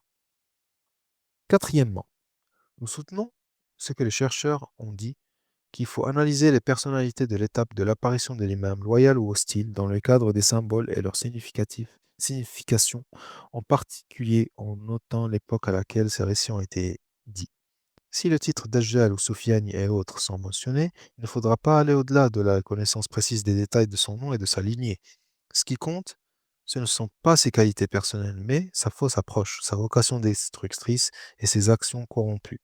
Ceci, bien sûr, ne signifie pas qu'il n'y a pas de personne du nom de Soufiane ou qu'elle soit fictive. L'avantage de ce discours est que les croyants ne devraient pas être distraits par les détails en dépit des réflexions sur la contestation de la fausse approche, dont l'invalidité dépend de la connaissance historique des Omeyyades par les gens, tout comme la ligne de la droiture se poursuit dans la Ummah depuis son prophète Muhammad sallallahu alayhi wa alayhi, jusqu'à leur sceau Muhammad al-Mahdi, qu'Allah hâte son apparition. De même, la ligne de la corruption et de l'injustice qui s'y poursuit d'Abu Sufyan à al-Sufyani à travers tous les faux épisodes de leurs histoires et l'histoire des partisans qui ont appliqué leur approche. Il est nécessaire pour les croyants de se méfier de la méthode de trahison, de tyrannie, de déloyauté, d'indulgence en matière de religion, d'injustice envers les serviteurs et d'autres choses qui caractérisent la ligne Soufiani omeyyade. Cinquièmement, comment combattra-t-il ses ennemis? Utilisera-t-il des armes perfectionnées utilisées par ses ennemis, telles que les avions, les cuirassés, les chars d'assaut et autres, ou se battra-t-il avec l'épée comme indiqué dans les récits? Et le combattant avec l'épée est-il capable de combattre ceux qui ont le canon à la main? Qu'est-ce qui se passera? Les chercheurs ont donné plusieurs réponses. Tout d'abord, il se battra avec des armes plus sophistiquées que ses ennemis. Il prendra donc en compte les raisons naturelles de la victoire. Et si l'ennemi a des armes avancées, il aura des armes plus avancées. Mais ceux qui disent cela n'ont pas fourni de réponse à la question. Où a-t-il obtenu ces armes, que la paix soit sur lui? Si elles ont été obtenues par des moyens naturels de fabrication ou d'achat, comment? Oui, d'autres réponses ont été données pour justifier le dicton susmentionné, comme le fait que l'imam paix et bénédiction d'Allah soit sur lui ne ramène pas les gens à un état avéré. Donc inévitablement, ces armes sont formées en fonction de l'évolution humaine. Ils ont expliqué des récits dans lesquels il y a le mot combat avec l'épée, par un symbole de force, et non de l'épée avec sa spécificité, c'est-à-dire la subjectivité de l'épée. Les auteurs de cette réponse peuvent citer ce qui est dit dans certains récits. L'imam descendra à Koufa, dans cette dôme blanc, et ils ne connaîtront pas dans lequel se trouve le Mahdi. Aussi, ce qui est dit dans la description des armes de ses compagnons, ils ont des épées de fer autres que ce fer. Si l'un d'eux frappe de son épée une montagne, il la fendra jusqu'à ce qu'il la sépare. Deuxièmement, il se battra avec l'épée réelle, pas avec des armes sophistiquées, selon l'aspect littéraire des récits. Et ils ont répondu au déséquilibre entre l'épée et les armes avancées et à la défaite du porteur d'épée face au porteur de fusil, a fortiori le char, que la renaissance mahdiste étant métaphysique dans son origine, dans le choix de son leader et dans son timing, il n'y a pas d'objection à l'être dans son moyen de lutte et de sa victoire également. Et alors la force humaine, peu importe la quantité de ses armes avancées, ne résistera pas face à une force basée sur celui qui dit à la chose soit et elle sera. Les récits du chapitre sur le soutien métaphysique à son égard sont nombreux, y compris ce qui est dit que si le Qa'im de la famille de Mohammed sort, Allah le soutiendra avec des anges particuliers. Gabriel sera devant lui, Michael à sa droite, Israfil à sa gauche, et la terreur et sa marche devant lui. Et que Allah le soutiendra avec 3 armées, les anges, les croyants et la terreur. Troisièmement, il faut dire que l'épée mentionnée dans les récits n'est pas une quelconque épée, mais plutôt une épée spéciale qui est le Dhul Fiqar, qui a été donnée par le prophète Mohammed, bénédiction et salut soit sur lui et sa famille, son successeur Ali al-Murtada, la paix soit sur lui, et hérité par les infaillibles l'un après l'autre comme l'un des héritages de la prophétie, qu'ils utilisaient comme preuve, comme une preuve de leur rapprochement du prophète. Ceux-là peuvent alors adhérer au récit selon lesquels les ennemis du Mahdi périront par l'engloutissement du désert et par la terreur qu'Allah jette dans les cœurs et que les anges seront à ses côtés, ce qui est complètement métaphysique. C'est ainsi que les infaillibles parlaient de l'imam Mahdi qu'Allah hâte son apparition honorable. Les hadiths mentionnés concernant l'imam al-Mahdi, qu'Allah hâte son apparition honorable, sont nombreux, de sorte qu'ils soient considérablement fréquents dans l'ensemble de leurs diverses significations et expressions. Certains chercheurs ont mentionné un certain nombre de récits et ne les ont pas pleinement compris. Et parmi ceux qui les ont mentionnés, l'autorité religieuse Cheikh Lutfallah Safi, dans son livre Muntakhab al-Athar, dans celui-ci, 1300 hadiths ont été mentionnés au sujet de l'imam al-Hujjah, des sources de l'école des califes et celles des chiites d'Ahl al-Bayt. La paix soit sur eux, tandis que l'érudit Najm al-Din al-Askari a mentionné dans son livre sur le Mahdi environ 400 hadiths du livre de l'école des califes. Ce recueil de hadiths révèle des choses importantes dans le cas de l'imam al-Mahdi qu'Allah a de son apparition. La doctrine du Mahdi n'est pas confiée aux chiites imamites ou aux chiites en général. C'est une doctrine islamique à laquelle tous les musulmans croient. Ces récits ont atteint une telle fréquence et abondance qu'il est impossible que cela soit le fruit d'une conspiration mensongère, car les récits ont été apportés par des imamites, les sunnites, les madanis, les mekwa, les koufis, les baghdadis, les mu'tazili, les ash'ari, les ahl al-hadith, etc., et d'autres érudits du premier, du second et des derniers siècles. En plus de la multiplicité du contenu des hadiths et de leurs nombreuses significations, certains de ces hadiths parlent de la lignée de l'imam al-Mahdi, d'autres parlent de ses qualités personnelles, d'autres de son occultation, d'autres des jours de son apparition, d'autres du plan des jours de la conquête, d'autres de ses ennemis, et d'autres encore de ses partisans, de leur qualité et de leur nombre. Cette grande diversité donne à cette question l'assurance qu'il ne s'agit pas d'une question transitoire ou partielle. Nous ne connaissons pas d'autres questions de l'islam, à l'exception du monothéisme qui a fait l'objet d'une telle quantité de hadiths et d'attention. Ce qui le rend encore plus important est que ces hadiths sont mentionnés dans les sources principales et basiques de l'école des califes, tels que Musnad Ahmad, Sunan Abi Daoud, Ibn Majah, Tirmidhi, Al-Nasa'i, Al-Bayhaqi, Al-Tabarani, Al-Daraqutni et d'autres qui ont écrit les hadiths du Mahdi. Nous voudrions souligner, entre autres, ce qui a été mentionné dans les Sunan d'Ibn Daoud, Abu Daoud, Ibn Majah, Al-Mustadrak al-Hakim, d'après le hadith de la mère des croyants de Salama. Du prophète, bénédiction et salut soient sur lui et sur sa famille. Le Mahdi est de ma famille, de la descendance de Fatima. Cette désignation est importante pour que le prophète, bénédiction et salut soient sur lui et sur sa famille, coupe le chemin à ceux qui se réclamaient du mahdisme sans être descendants de Fatima, et aussi pour intercepter le hadith que les Abbassides ont attribué au prophète que le Mahdi est de la descendance de son oncle Abbas. À la lumière de cela, Abu Ja'far al-Mansur, dont le nom était Abdullah, a essayé de nommer son fils Mohammed al-Mahdi afin que cela s'applique à ce qui s'est dit dans les récits incorrects dans lesquels le Mahdi a le même nom que moi et son père a le même nom que mon père, pour que cela corresponde avec le fils d'Al-Mansour comme étant le Mahdi. Le hadith précédent infirme cette allégation qui correspond à son surnom, mais diffère de sa biographie, c'est-à-dire Ibn al-Mansour à ses débuts, en plus du texte prouvant qu'il ne pouvait pas être l'un des pieux, il a été rapporté par l'imam Amir al-Mu'minin, paix et bénédiction soit sur lui, par le prophète, bénédiction sur lui et sur sa sainte famille, dans le Musnad d'Ahmad ibn Hanbal, dans un hadith, le Mahdi est de nous Ahl al-Bayt, qu'Allah le restaurera durant une nuit. C'est-à-dire, Allah gérera ses affaires et les arrangera durant une nuit. Un hadith d'Abu Sa'id al-Khudri du prophète, bénédiction et salut soit sur lui, le Mahdi a le front haut, le nez droit. Il remplira la terre de justice tout comme elle a été remplie d'injustice. Ceci est une partie de ce qui a été mentionné dans les hadiths de l'école des califes. Quant aux narrations des sources d'Ahl al-Bayt, il y en a beaucoup.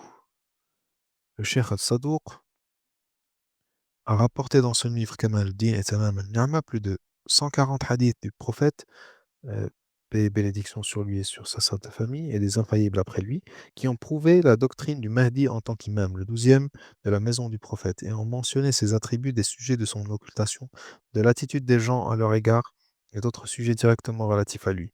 Il a été beaucoup plus mentionné indirectement dans plusieurs chapitres du livre, et nous citons un hadith de chacun des infaillibles de ce qui est mentionné dans ce livre. D'après le prophète, bénédiction et salut soit sur lui et sur sa sainte famille, s'il ne restait plus de jour de ce monde sauf une heure, cette heure serait longue jusqu'à ce que sorte de ma descendance un homme dont le nom est mon nom et dont le surnom est mon surnom, et qu'il remplisse la terre de justice comme elle a été remplie d'injustice. Il est à noter ici dans le hadith que l'affaire est inévitable et sans hésitation dans la mesure où, si la fin du monde avait été imaginée et qu'il ne restait qu'une heure, cette heure aurait été le moment de son apparition est la propagation de la justice par sa main, et que cet homme n'est pas n'importe lequel. Il est de ma descendance, et cela est très important, car il est possible pour une personne d'être appelée par le nom du messager d'Allah, et même par son surnom. Mais tout le monde ne peut pas être un descendant du messager d'Allah. Ce hadith, de par sa nature, nie tous les prétendants du mahdiste qui n'étaient pas connus des descendants du prophète, et sa descendance ne sera que les enfants de Fatima Zahra, paix et bénédiction d'Allah soit sur elle. Dans un hadith du commandeur des croyants, paix et bénédiction d'Allah soit sur lui, l'occulté parmi nous aura une longue occultation.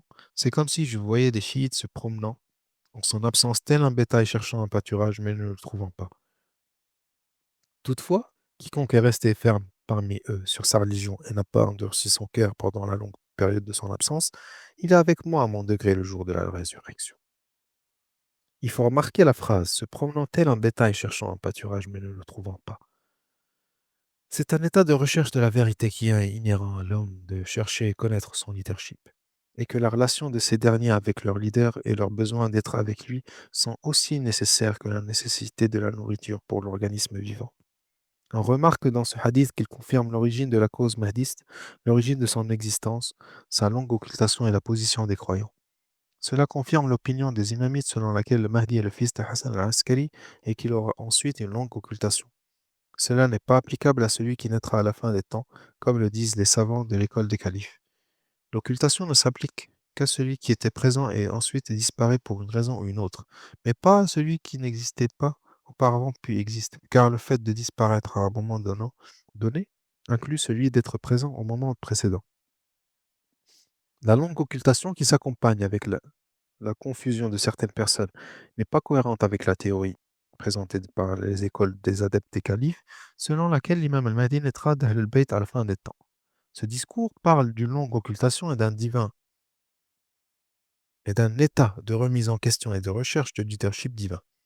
En ce qui concerne la situation des chiites à cette époque, les cœurs de certains seront endurcis dû au sceptisme et du fait de l'éloignement de leur leadership. Alors, ils abandonneront ce leadership et une autre partie qui aura le cœur inébranlable et continueront ainsi jusqu'à la rencontre de leur Seigneur. La tablette de Fatima al-Zahra Abu Ja'far al-Baqir, paix et bénédiction d'Allah soit sur lui, a rapporté de Jabir ibn Abdullah al-Ansari, je suis rentré chez Fatima, que la paix soit sur elle, et dans ses mains une tablette contenant les noms des successeurs. J'ai donc compté 12 noms, dont le dernier était Al-Qa'im. 3 d'entre eux étaient Muhammad et 4 Ali, et que les prières d'Allah soient sur eux. Dans ce hadith, le nombre de successeurs est précisé à 12 noms, qui sert ainsi de détail et de clarification pour le hadith du prophète. Les imams après moi sont 12, et ils sont de Quraysh. Ils montrent également 7 de leurs noms, et que le dernier d'entre eux est Al-Qa'im al-Mahdi. À cela s'ajoute la distinction que Jabir ibn Abdullah al-Ansari est acceptable par les deux champs avec le plus haut degré de fiabilité et de statut. Dans un hadith de l'imam al-Hassan s'adressant à ses compagnons, ne saviez-vous pas qu'il y a un seul d'entre nous qui n'a pas au cou le serment d'allégeance du tyran de son temps, sauf le Qa'im, celui derrière qui priera l'esprit d'Allah et Isa ibn Maryam, Allah Tout-Puissant cachera sa naissance et dissimulera sa présence de sorte que personne n'ait un serment d'allégeance à son cou. Si ce neuvième du fils de mon frère Hussein apparaît, le fils de la dame des esclaves. Allah prolongera sa vie durant son occultation et le fera apparaître ensuite par sa puissance sous la forme d'un jeune homme de moins de 40 ans. Ce hadith contient plusieurs paramètres importants. Il y a la cause de l'occultation parce qu'il ne doit pas être soumis à un dirigeant illégitime, et ce qui n'a pas été le cas d'aucun imam infaillible parmi ses grands-pères. Aussi, il l'a désigné plus de 200 ans avant sa naissance, qu'il est le neuvième fils de son frère Hussein. Donc le cercle est devenu plus étroit car cette description ne s'applique pas aux fils de Fatima des descendants de Hassan al-Mujtaba. Nous notons que le cercle des Qurayshites se rétrécit au niveau des descendants du prophète et les descendants du prophète sont les enfants de Fatima. Aussi se réduit en particulier aux fils de Hussein. Et même ceux-ci qui ne sont pas tous concernés, mais plutôt le neuvième de la descendance de Hussein, ce qui ne s'applique qu'à Mohammed bin Hassan al-Askari, que la paix soit sur eux. Aussi, ce qui était imprécis pour certains d'entre eux, comme dans les deux Sahih, disant que le prophète n'a pas fait de précision lorsqu'il a dit comment serez-vous si le fils de Marie descend parmi vous et votre imam est de vous. Ici, il est déterminé que le Christ priera derrière le Qa'im et qu'il s'absentera après qu'il ait été présent. Et que le problème de l'âge n'est pas insoluble après qu'Allah ait prolongé sa vie durant l'occultation et ensuite le fasse apparaître par sa puissance. Dans un hadith rapporté par l'imam Hussein, paix et bénédiction soit sur lui, il dit le neuvième de mes fils une tradition a une tradition de Youssouf, une de Moussa ibn Imran, la paix soit sur eux, et il est le Qa'im d'Ahl al-Bayt. Allah l'exalté gérera sa cause en une nuit. La confirmation dans ce hadith qui est que l'imam est le neuvième de ses fils.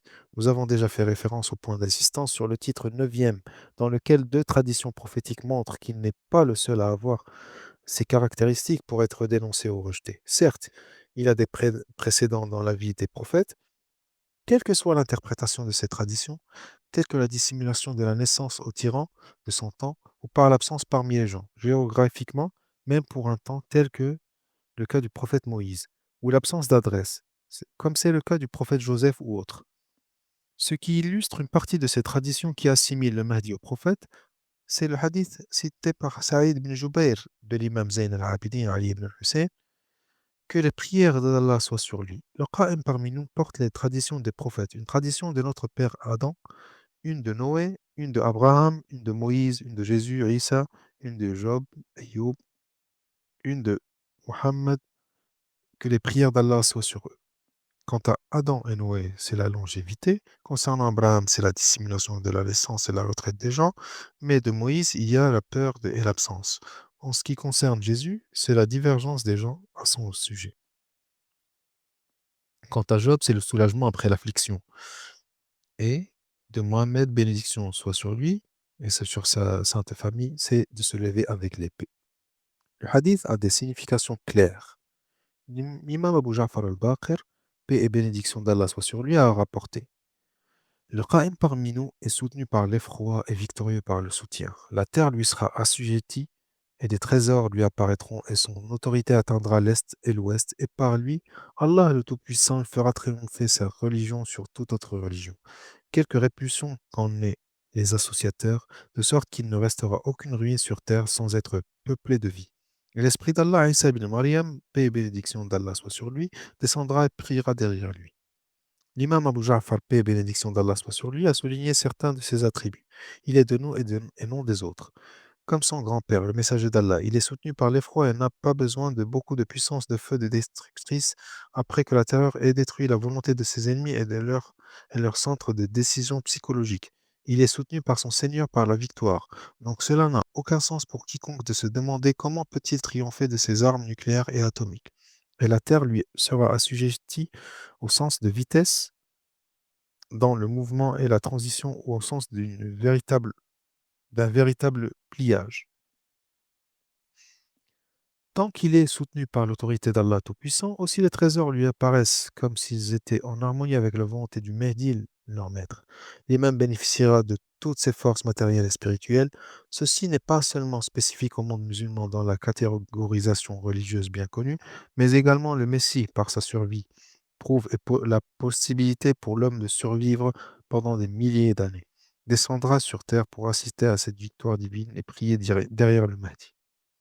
Quant au hadith de l'imam Ja'far al-Sadiq concernant l'imam al-Mahdi, Sheikh al-Sadouk a mentionné dans le même livre et chapitre 57 hadiths, parmi lesquels nous choisissons ce qui est lié au titre d'occultation et la comparaison de l'imam al-Mahdi à Youssouf dans sa dissimulation, bien qu'il collaborait avec les gens et vivait parmi eux.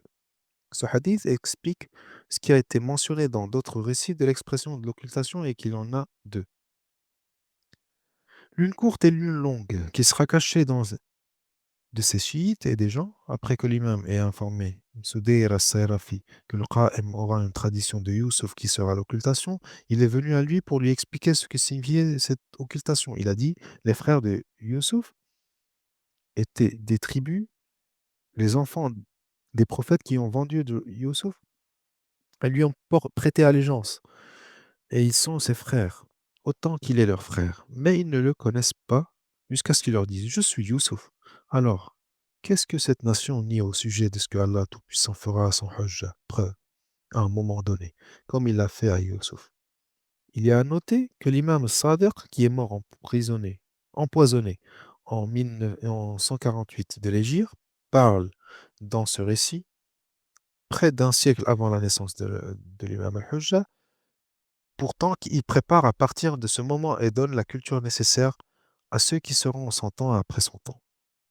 Il est connu que le prophète Youssouf était absent de sa famille et est resté en vie malgré la conspiration contre lui, car il a été caché dans les puits pour y mourir, mais Allah l'a préservé ainsi que le Mahdi. L'imam Sadr demande par sa manière dénonciatrice pourquoi la Ummah désapprouve cette ressemblance entre le successeur du sceau des prophètes et le prophète d'Allah Youssouf. Les frères de Youssouf ne l'ont pas reconnu par sa personnalité car il leur était caché malgré leur relation avec lui. L'imam en déduit et affirme pourquoi cette Ummah nie-t-elle le fait que le Mahdi soit également avec les gens, qu'il s'assoie avec eux, qu'il commence avec eux, qu'il assiste au Hajj avec eux, et peut-être que son épaule touche leur épaule, mais ils ne savent pas que c'est lui. C'est l'imam Sadr qui a cristallisé l'idée de l'occultation titrée de l'imam al-Mahdi et qu'il ne s'agissait pas d'une disparition géographique. Quant à l'imam Moussa bin Ja'far al-Kadhim, la paix soit sur lui, il a fait référence à ce qui soutiennent l'école des califes et leurs disciples, que le Mahdi, bien que ce soit une vraie doctrine, mais il n'est pas encore né, il naîtra à la fin des temps. C'est une manière de nier directement ou indirectement car il est le neuvième des descendants de Hussein. Alors l'imam al-Kadhim, paix et bénédiction d'Allah soit sur lui, a indiqué dans ce hadith à celui qui adoptera ce faux propos. Le détenteur de cette affaire est celui dont les gens disent il n'est pas encore né. Il ressort de la narration qui relate l'événement de l'imam al-Rida, paix et bénédiction d'Allah soit sur lui, avec le poème de Diabel des écoles des versets, que l'idée de croire au Mahdi et qu'il est de la famille de Mohammed était largement répandue parmi les gens. Et l'imam a approuvé ce que Diabel a rédigé dans son poème et y a ajouté d'autres détails dans le récit. Rapporté par Diabel ibn Ali al-Khuza'i, il a dit: J'ai chanté pour mon maître Reda Ali ibn Moussa, la paix soit sur eux. Mon poème, dont le premier est des écoles de versets dépourvues de récitation et la cour de la maison de révélation désertée. Quand j'ai fini de dire, la sortie d'un imam est inévitable, il se lèvera par le nom d'Allah et bénédiction. Il distinguera parmi nous le bien et le mal, et récompensera les bienfaisances et méchancetés. Al-Rida, alayhi salam, a beaucoup pleuré puis a levé la tête vers moi et m'a dit: Ô Khouzaï, le Saint-Esprit a parlé sur ta langue et au sujet de ces deux vers. Sais-tu qui est réellement cet imam et quand se lèvera-t-il? J'ai dit: Non, maître, mais j'ai entendu dire qu'un imam parmi vous sortira pour purifier la terre de la corruption et la remplir de justice. Il a dit: Oh diable, l'imam après moi et Mohammed mon fils, après Mohammed son fils Ali, après Ali son fils Al-Hassan, après Al-Hassan son fils Al-Hujjah, celui qui est attendu durant son occultation, qui obéit durant son apparition. S'il ne restait qu'un seul jour de ce monde, Allah aurait prolongé ce jour jusqu'à ce qu'il sorte et le remplisse de justice, tout comme il était rempli d'oppression et d'injustice. Mais en ce qui concerne le quand, l'information du moment, mon père m'a parlé de son père, de la part de ses pères d'Ali, paix sur lui et sur sa sainte famille, qu'il a été dit au prophète, bénédiction sur lui et sur sa sainte famille, au messager d'Allah, quand le Qa'im sortira, il sortira-t-il de tes descendants? Il a dit, c'est pareil à l'heure. Lui seul la manifestera en son temps, sauf qu'elle est lourde dans les cieux et la terre, et elle ne viendra à vous que soudainement. L'imam Mohammed ibn Ali al-Jawad, alayhi salam, cité par Sayyid Abd al-Azim al-Hassani, certes le Qa'im parmi nous, est le Mahdi qui doit être attendu dans son occultation et obéi à son apparition, et il est le troisième de ma descendance. Je jure par celui qui a envoyé Mohammed, bénédiction et salut soit sur lui et sa famille, avec la prophétie et nous a choisis pour l'imama, que s'il ne restait qu'un seul jour de ce monde, Allah aurait prolongé ce jour jusqu'à ce qu'il sorte et remplisse sa terre de justice, tout comme elle était remplie d'injustice. Allah reformera son ordre durant cette nuit, tel qu'il a reformé l'ordre de Moïse, paix et bénédiction d'Allah soit sur lui. Lorsqu'il est allé allumer le feu pour sa famille et qu'il est revenu étant un messager et un prophète, puis il a dit, paix et bénédiction d'Allah soit sur lui. La meilleure action de nos chiites est l'attente de l'apparition. Dans ce hadith, il y a un détail supplémentaire. C'est qu'il est le troisième descendant de l'imam al-Jawad, la paix soit sur lui, et l'accent est mis sur le fait qu'Allah reformera l'ordre de l'imam et arrangera les choses pour sa renaissance et sa réforme. Dans la logique du commandement divin, tout sera réformé en une nuit, tout comme ce qui est arrivé au prophète Moïse, lorsqu'il est allé extraire du feu pour le chauffage et qu'il est revenu avec la prophétie et le message. Il indique également les responsabilités les plus importantes des croyants Bayt, qui est d'attendre l'apparition et de ne pas désespérer du contrôle des oppresseurs et de la déviation. Lorsque les conditions de surveillance et de suivi par les Abbassides se sont intensifiées sur l'imam al-Hadi, que la paix soit sur lui et ses chiites, et qu'ils ont commencé à rechercher l'imam al-Mahdi, considérant qu'il ne restait plus qu'un seul intermédiaire de sa naissance, qui est son père al-Askari, que la paix soit sur lui. Les Abbassides sont devenus fous dans la recherche et l'enquête sur le nouveau-né attendu. Et les souvenirs des jours de la biographie du pharaon dans sa recherche du prophète d'Allah Moïse sont revenus. Les imams étaient alors dans un dilemme. La nécessité d'informer les gens afin qu'ils connaissent le Hajjat Allah et la peur de la surveillance des Abbassides, afin de le trouver à la naissance et de savoir où il se trouve pour l'éliminer. Pour ce fait, il a émis une directive de ne pas mentionner son nom et de camoufler de parler de lui en métonymie. Dans ce contexte, Abu Hashim Daoud al-Ja'fari, j'ai entendu Abu al-Hassan, le compagnon d'Al-Askari, la paix soit sur lui, dire, le successeur après moi, mon fils Al-Hassan. Alors, comment pouvez-vous avoir un successeur après le successeur? J'ai dit, et pourquoi? Qu'Allah fasse de moi votre rançon. Il a dit, parce que vous ne voyez pas sa personne et qu'il ne vous est pas permis de me le mentionner par son nom. J'ai dit, comment pouvons-nous parler de lui? Il a dit, dites le hujjat de la famille de Mohammed, bénédiction et salut soit sur lui et sa famille. L'imam al-Hassan ibn Ali al-Askari, le père d'Al-Hujja al-Mahdi, la paix soit sur eux, ne se contente pas de parler de ses attributs, même si cela permet aux gens de l'identifier, mais il le leur montre par sa véritable existence après sa naissance, afin d'affirmer la revendication de ceux qui prétendent qu'il naîtra à la fin des temps. Alors Ahmad ibn Ishaq ibn Sa'd al-Ash'ari a dit, je suis rentré chez Abu Muhammad al-Hassan ibn Ali, la paix soit sur eux, et je voulais l'interroger sur le successeur après lui, et il m'a dit en premier, ô Ahmad ibn Ishaq, Allah Tout-Puissant n'a pas dépourvu la terre depuis la création d'Adam. Paix et bénédiction d'Allah sur lui ne la dépourvoira pas de la preuve d'Allah sur sa création, jusqu'à l'heure de la résurrection, par laquelle l'affliction est repoussée du peuple de la terre, et par elle la pluie descend, et par elle sortent les bénédictions de la terre. Il dit, je lui dis, ô fils du messager d'Allah, qui est l'imam et le calife après toi? Il se leva donc rapidement et entra dans la maison. Puis il sortit avec un garçon dont le visage était comme la lune, la nuit de la pleine lune, l'un des enfants de 3 ans, et il dit, ô Ahmad ibn Ishaq, ta dignité envers Allah Tout-Puissant et ses hujjaj, preuve, je ne t'aurais pas montré mon fils que voici. Il porte les noms et surnoms du messager d'Allah, bénédiction et salut soit sur lui. Il remplira la terre de justice